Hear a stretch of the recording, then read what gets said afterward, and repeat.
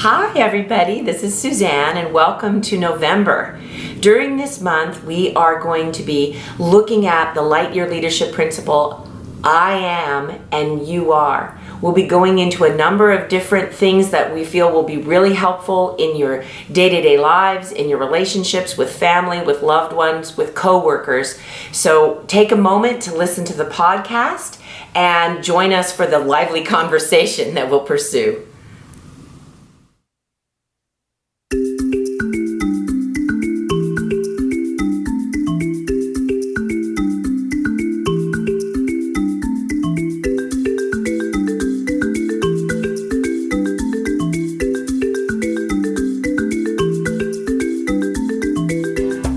This is Suzanne Conrad from Lightyear Leadership, sharing with you the principle, I am, you are.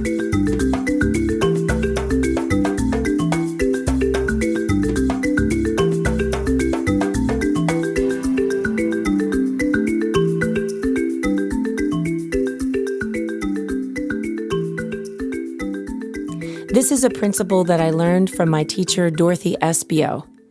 It is by far and away one of the most important principles to be able to live a life of choice and of honoring the choice of another.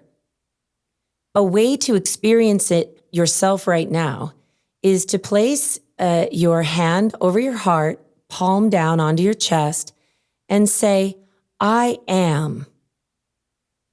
And then place your hand up with the palm facing out towards another person and say, you are. So something that I find fascinating about this is that the hand facing outward across all cultures means many things, and all of them apply here. First of all, the open palm means I bear no weapons. It also means I come in peace. It also means hello. It also means hold your ground, stay, and yet it's quite gentle. So all at once, the open palm is a welcome and a boundary. The principle, I am, you are, is critical in our ability to be able to hold space for another person as they achieve their goals. It's also the principle that allows me to be able to teach many other people without requiring them to be me. Because you know what? They need to be them.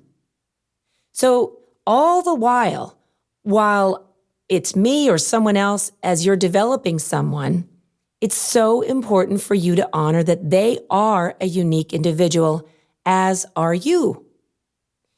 Now, let me tell you some of the ways that we can get sideways with this principle so that you can hear it in my voice, all right? So the young girl that really deifies her father would say, I am, and Daddy, you are. And there's perhaps an appropriate time for that. And yet, as she grows older, she may find that it's very, very difficult for her to find the correct man to date and to eventually marry, because there's some way that she's holding that person higher than herself and isn't able to be evenly yoked, isn't able to recognize her own full adulthood. And look, I'm saying this, there's no psychology in this. This is a simple, energetic principle. Another way it could go sideways is for it to be the opposite. I am and you are. So you can hear the judgment or the distancing or the hierarchy or the elitism. Now, granted, of all the billions of people that we currently have on our planet today, there is an infinite variety of abilities and skill and contribution to be made, and they are not equal to one another. So this principle is not that two people are equal. It is that there is both a welcome and a boundary. Many wonderful things happen when practicing the principle, I am, you are. The first is that we demonstrate that this is a free will planet. This is the great experiment in free will. I don't really get to tell anyone what to do. As you may have discovered, no one actually listens to anybody else really anyway. They only and always listen to themselves and what they say to themselves in their own head. And then they agree with us, and then they do it. So it's important for us to recognize, as we're supporting other people and leading this kind of work, that it is a free will planet, and it is a trespass to violate another person's free will. So in order to teach choice, we need to honor it. The second really valuable thing that happens by practicing I am, you are, is that we can learn to recognize when we are accidentally processing or taking on an issue that isn't ours.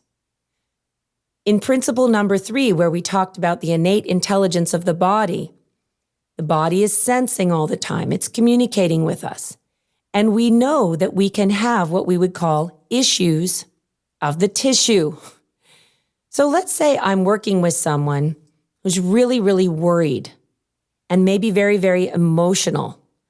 I want to be able to be connected to them and concerned about them and assist them in converting their worry to commitment without taking on their actual emotion of anxiety and processing that in my body. If I did that, I would lose my I am. And as soon as I lost my I am, I wouldn't be able to assist that person to be able to make whatever change they came there to see me to make. So you can see that by being able to share choice with other people, by being able to distinguish whether or not we're processing the issue of another person or whether it's actually ours, that we can really change our ability to be able to coach another person, support another person, be with them during a difficult time. Look, I have seen a lot of very difficult and dark experiences for myself, and I've watched them for other people.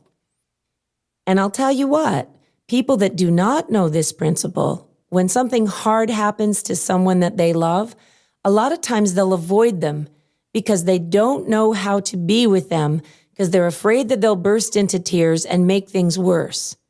Well, that's where if we can just simply be able to hold our own space and be able to recognize and allow another person to be another person and to have their moment of pain, their moment of mourning, they will be able to move through it.